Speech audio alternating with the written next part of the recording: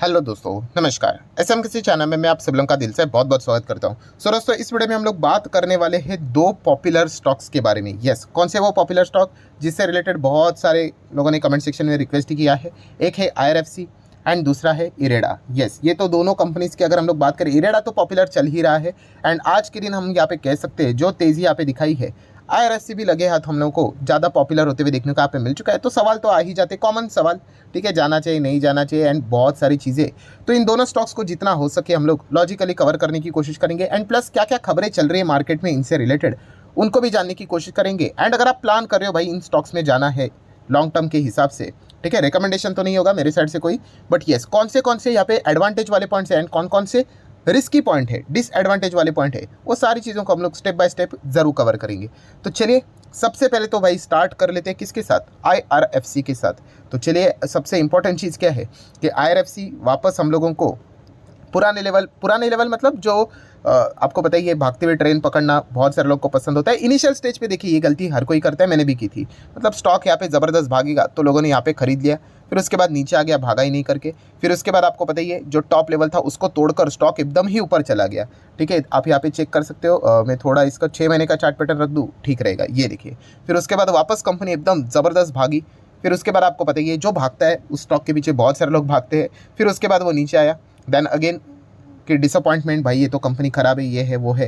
And अभी आप वापस देख सकते हो जो पुराना लेवल था उसको तोड़कर आईआरएफसी ने आज ही के दिन एक नया फ्रेश 52 वीक नहीं ऑल टाइम हाई यहाँ पे लगा दिया। ठीक है, सो अगेन जो लोग यहाँ पे तभी परेशान थे कि भाई मैं तो फंस गया, तो चलिए भाई साहब आपका लेवल यहाँ पे आ गया, इनफैक्ट उसके भी ऊपर चला गया। तो अभी आप डिसीजन ले सकते हो कि आप फंसे हो या नहीं। सो बेसिकली आप किधर फंसते नहीं है दोस्तों, प्रॉब्लम यही होता है, हम लोग फोमो का शिकार होते हैं। फोमो मतलब बस शेयर भागते जा रहे हैं तो ऐसा लग रहा है कि भाई कहीं मैं ना खरीदूँ तो पीछे रह जाओ। अभी 90 का नज़र आ रहा है, क्या पता कल 100 हो जाए, फिर 200 हो जाए, फिर 300 हो जाए, चलो इसीलिए खरीद लेते हैं। सो इस प्रकार से अगर कोई शेयर को बाय करेगा, ठीक है, तो वो गिरावट में होल्ड करना भी उसके लिए काफ़ी मुश्किल यहाँ पे हो सकता है। एनीवेज आज के दिन अगर आईआरएफसी की बात करें, इतनी भयंकर तेज़ी क्यों, तो उसके पीछे के कुछ रीजन है। तो आप सभी लोगों को बताइए कि आईआरएफसी ने यहाँ पे पहले बताया था कि बहुत बड़ा वो बॉन्ड से रिलेटेड फंड रेस करने जाने वाले 3,000 करोड़ का बॉन्ड इशू यहाँ पे रहने वाला है। एंड यही चीज़ हम लोग को मार्केट में देखने को मिली।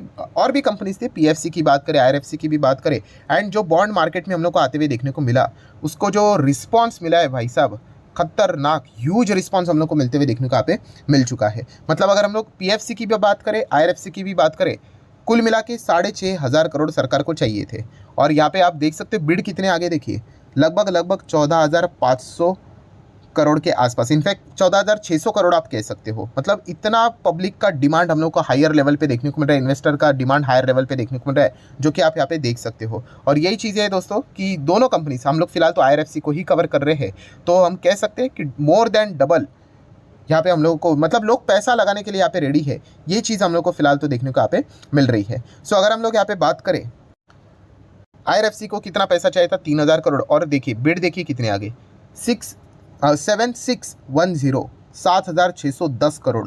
मतलब 3,000 का डबल होता है 6,000, उससे भी ज़्यादा 1,500, उसके भी ऊपर और एक्स्ट्रा बिड हम लोग को आते हुए देखने को मिल चुके हैं। मतलब क्या ही बोले, इतना खतरनाक रिस्पांस हम लोग को देखने को आप मिल चुका है। एंड कूपन्स की अगर बात करें, कूपन मतलब क्या होता है, कूपन मतलब कुछ नहीं, इंटरेस्ट रेट ही पकड़ लो, ठीक है। तो कितना मिलेगा यहाँ पे, तो आप देख सकते हैं आईआरएफसी यहाँ पे देगा 7.67%, ठीक है। तो ये चीज़ हम लोग को देखने को यहाँ पे मिल चुकी है। मतलब इतना कमाल का यहाँ पे रिस्पांस देखने को मिल चुका है। एंड इसी चीज़ के चलते दोस्तों आईआरएफसी में हम लोग को जोरदार तेज़ी देखने को यहाँ पे मिल चुकी है, 11% की तेज़ी। मतलब ये चीज़ें दर्शाती है कि भविष्य में रेलवे सेक्टर कितना बड़ा होने वाला है, ठीक है, क्योंकि अल्टीमेटली इनको भी पैसा यहाँ पे प्रोवाइड करना है, फाइनेंस करना है, तो यही चीज़ें वो करते हैं, ऐसे फंड्स यहाँ पे उठाते हैं, आगे प्रोजेक्ट्स को यहाँ पे वो फंडिंग यहाँ पे करेंगे। अल्टीमेटली फाइनेंस कंपनी है, तो इसी दिशा में हम लोग को काम होते हुए देखने को यहाँ पे मिल जाता है। सो कंपनी तो एकदम है ज़बरदस्त, एकदम दमदार, ये तो बच्चे बच्चे को पता है, ठीक है। अभी इसका अर्थ ये नहीं कि कल अगर ये 92 का 72 हो गया, जस्ट एक बोलने के लिए, ऐसा कल ही नहीं होता है।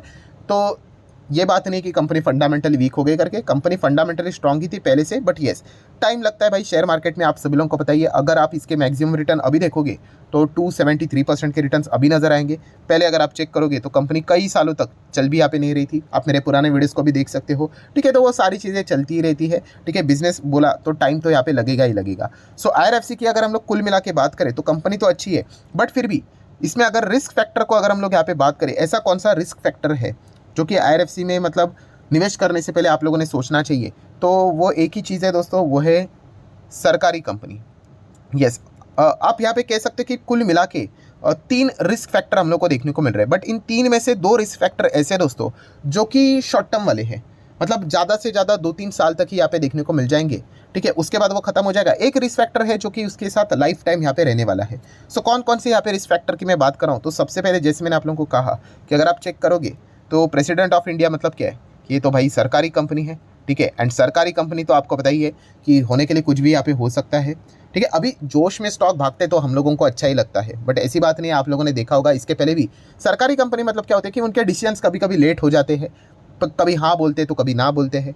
बेस्ट एग्जांपल IRCTC ले लो, कन्वीनियंस फी से रिलेटेड कितना ड्रामा हुआ था, अच्छी खासी रैली वाली कंपनी चल रही थी, खुद ही रैली तोड़ दी, मतलब सरकार ही अपने कंपनी के खिलाफ यहाँ पे हो जाती है, रैली के खिलाफ हो जाती है, ये हम लोगों ने बहुत बार देखा है। HL में देखा था, स्प्लिट का अनाउंसमेंट मतलब बोला कि स्प्लिट कंसिडर करते हैं, एंड बाद में मीटिंग हुई तो बोलते नहीं नहीं नहीं अभी स्प्लिट नहीं, उससे कोई कंपनी खत्म नहीं हो जाती है, बट हाँ इस प्रकार के जो ट्रिगर पॉइंट्स रहते हैं फिर क्या हो जाता है, वो रैली को खराब कर देते हैं। तो क्या आप वो झेलने के लिए रेडी हो? तो ये वाला जो फैक्टर है दोस्तों, ये तो हमेशा रहेगा, ये तो कभी हटने वाला तो है नहीं, होपफुली कि सरकार कंपनी को बेच ही ना दे कंप्लीटली करके। तो ये एक पॉइंट देखने को मिल रहा है। बाकी 2 रिस्क फैक्टर कौन से हैं, तो 2 रिस्क फैक्टर एक वाला है जो कि है अभी रिसेंटली ही 6 महीने के अंदर अंदर देखने को मिला, इलेक्शन। सरकारी कंपनी तो भाई इलेक्शन कौन आ रहा है कौन नहीं आ रहा है, कौन कितने वोटों से आ रहा है, मेजॉरिटी के साथ आ रहा है नहीं आ रहा है, तो उसका प्रभाव इन कंपनीज के ऊपर डायरेक्टली पड़ेगा, ये एक पॉइंट पता होना चाहिए। एंड तीसरा रिस्क फैक्टर की बात करें तो भाई 86% नज़र आ रहा है, तो आपको पता ही है 75-25 का रेशो रहेगा, तो आज नहीं तो कल हम लोग को इसमें भी OFS आते हुए देखने को मिल जाएगा।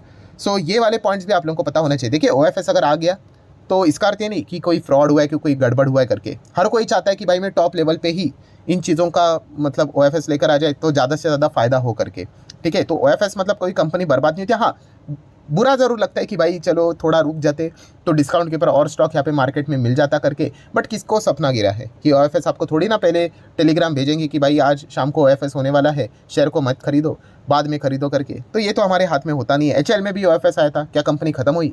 RVNL में भी आया था, क्या खत्म हो गई? नहीं हुई। टेम्पररी बेस के लिए वो चीज़ें हम लोग को दुख दर्द देखने को यहाँ पे मिल जाता है। सो रिस्क फैक्टर की बात करें तो ये 3 रिस्क फैक्टर है, उसमें से 2 शॉर्ट टर्म वाले कौन से, एक इलेक्शन है 6 महीने के अंदर अंदर वो भी हट जाएगा, एंड OFS वाली भी अगर हम लोग रिस्क फैक्टर की बात करें शॉर्ट टर्म वाला ही है, आज नहीं तो कल हम लोग को कभी ना कभी OFS देखने को मिल जाएगा।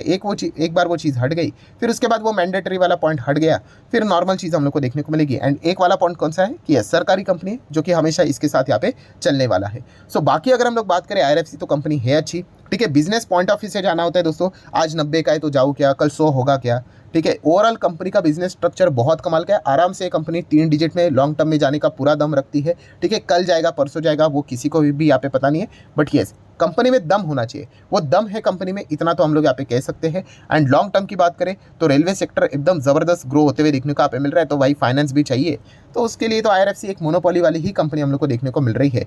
सो उस हिसाब से अगर आप सोच कर जाना चाहते हो तो फिर आप सही डायरेक्शन में जा रहे हो। अगर प्राइस ही फैक्टर लेकर चलोगे तो फिर मतलब मुश्किल हो जाएगा भाई, अगर कल स्टॉक अगर नीचे आ गया तो फिर आप पैनिक करना स्टार्ट हो जाओगे, और पहले जैसे लोगों ने बेच दिया था, बहुत सारे लोग यहाँ पे बेच देते हैं, फिर वापस वो स्टॉक कभी टॉप पे जाएगा, फिर खरीदने के लिए आ जाओगे, तो वो चीज़ हम लोगों ने यहाँ पे करनी नहीं है। नेक्स्ट अगर हम लोग बात करेंगे भाई इरेडा तो भाई पॉपुलर चल रहा है, जो स्टॉक भागता है तो भाई वो पॉपुलर हो ही जाता है। देखिए अगेन कहना चाहूँगा, कंपनी का बिजनेस एकदम सॉलिड है, ठीक है, एकदम कोई ख़राब यहाँ पे नहीं है। अभी ये 100 का कल अगर मान लीजिए 80-90 अगर कभी 70 अगर हो गया तो इसका अर्थ ये नहीं कि इसका बिजनेस ख़राब हो गया करके। हाँ, इनमें अगर हम लोग यहाँ पे बात करें तो कौन सी चीज़ हम लोग को देखने को यहाँ पे मिल रही है, फिलहाल की बात करें तो अलग अलग बड़े बड़े प्लेयर्स यहाँ पे माल उठा रहे हैं, ठीक है। कल के दिन भी हम लोगों ने देख लिया, म्यूचुअल फंड ने भी यहाँ पे अच्छा खासा माल यहाँ पे उठा लिया। देन कुछ और आर्टिकल्स आते रहते कि कुछ insurance company ICICI prudential life insurance, HDFC की बात करें, कोटक लाइफ की बात करें, तो उन्होंने भी क्या कर दिया, इरेडा को अपने पोर्टफोलियो में यहाँ पे इन्वेस्टमेंट पोर्टफोलियो की बात करें तो उसमें यहाँ पे ऐड करके यहाँ पे रखा हुआ है। तो ये सारी चीज़ें यहाँ पे चलती रहती है। एंड बेसिक बिजनेस क्या है इनका, मेजरली यस रूफटॉप से रिलेटेड रिन्यूएबल सेक्टर को यहाँ पे आगे लेकर चलना है, तो इससे रिलेटेड फाइनेंस प्रोवाइड करना चाहिए। तो पहले तो ये रिटेल को लोन प्रोवाइड नहीं करते थे, बट चलिए उन्होंने अपना स्टेटमेंट बदल दिया, उन्होंने कह दिया कि हम लोग रिटेल के लिए भी लोन प्रोवाइड करने के लिए रेडी है। PM कुसुम योजना की बात करें, स्कीम की बात करें, वहाँ पे भी हम लोग यहाँ पे 50 लाख के आसपास तो हम लोग को लोन होते हुए देखने को यहाँ पे मिल जाएंगे। सो डेफिनेटली ये सारी चीज़ें ग्रोइंग इकोनॉमी के हिसाब से हम लोग को ग्रोइंग सेक्टर देखने को यहाँ पे मिल रहा है, तो कंपनी को तो फायदा होगा ही होगा। तो भविष्य में इनके जो नंबर्स एकदम खतरनाक आएंगे, ठीक है, उसके बाद स्टॉक भागेगा, तो ऐसा नहीं था। स्टॉक पहले से हम लोग को भागते हुए देखने को यहाँ पे मिल जाता है। शेयर होल्डिंग पैटर्न 75% प्रमोटर के पास है, मतलब मैंडेटरी OFS वाला तो बर्डन तो है नहीं, लाने के लिए तो भाई वो कभी भी ला सकते हैं। FSDS भी अच्छा खासा होल्डिंग है, पब्लिक के पास भी 12-13% की होल्डिंग देखने को यहाँ पे मिल रही है। अभी इसमें भी रिस्क फैक्टर कौन सा है, एक ही रिस्क फैक्टर है कि अभी ये पॉपुलर हो चुका है। पॉपुलर होना मतलब क्या, जब हर कोई रिटेल इन्वेस्टर उस स्टॉक की बात कर लेता है तो थोड़ा सा सावधान यहाँ पे होना होता है। सावधानी का अर्थ ये नहीं होता है कि भाई कंपनी खराब है करके, हाँ बस बहुत सारे लोग बस ऐसे पैसा लगाने का विचार करते रहते हैं। आज भी बहुत सारे लोग ऐसे रहेंगे कि खरीदे कि नहीं खरीदे, हाथ से निकलता जा रहा है। 60-70 हो गया, 80 हो गया, 100 हो गया, अभी 110, कहीं 200 ना हो जाए। बस ये रीज़न के चलते बहुत सारे लोग खरीदने के लिए हम लोग को देखने को यहाँ पे मिल जाते हैं।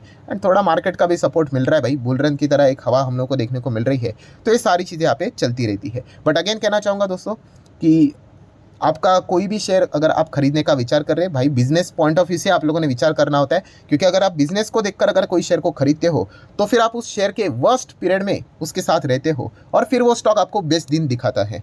जो सिर्फ तेज़ी देखकर खरीदता है, फिर वो कंपनी के वर्स्ट टाइम में खड़ा उसके साथ नहीं रहता है, फिर बाद में वो स्टॉक भागता है, और फिर जिन्होंने बुरे वक्त में उसका साथ दिया था उन्हीं के रिटर्न्स यहाँ पे बनते हैं। सो हर वक्त अगर आप इस चैनल को देखोगे तो आपको यही चीज़ें देखने को मिलेगी, क्योंकि यही एक्चुअल में चीज़ें प्रैक्टिकली वर्क यहाँ पे करती है। हमें भी लगता है कि भाई हाँ हम खरीदने के बाद यहाँ पे भागे करके, बट ऐसा नहीं होता है। वो तो हमारे हाथ में नहीं है, हमारे हाथ में कंट्रोलेबल इवेंट क्या है कि चेक करना कि भाई कंपनी फंडामेंटली स्ट्रांग है या नहीं। तो yes, definitely fundamentally company strong है, अच्छा परफॉर्मेंस यहाँ पे दिखा रही है, ठीक है। अगर आप ये एक्सपेक्ट करें कि अभी खरीदने के बाद कल की कल ही भाई 120, 130, 150 यहाँ पे भागना चाहिए, अगर गलती से अगर ये 100 के नीचे आ गया मतलब गया, मैं बर्बाद हो गया, मैं तो ट्रैप हो गया। आप ट्रैप नहीं हुए हैं, ठीक है। ट्रैप मतलब क्या होता है कि कंपनी ही रद्दी है करके, ठीक है, एकदम ही घटिया कंपनी है, ठीक है, पेनी टाइप का स्टॉक है, धंधा ही नहीं है उसमें, तो फिर वहाँ पे आप बोल सकते हो ट्रैप करके। ये कंपनियाँ ट्रैप नहीं है, ये कंपनियाँ अच्छी है। हाँ, ऐसा हो सकता है कि आपको सालों साल रिटर्न ना मिले, जैसे IRFC ने दिखाया था, बहुत सारे रेलवे स्टॉक्स ने दिखाया था, बट अल्टीमेटली आपके पेशेंस का रिवॉर्ड वो आपको कर देगी।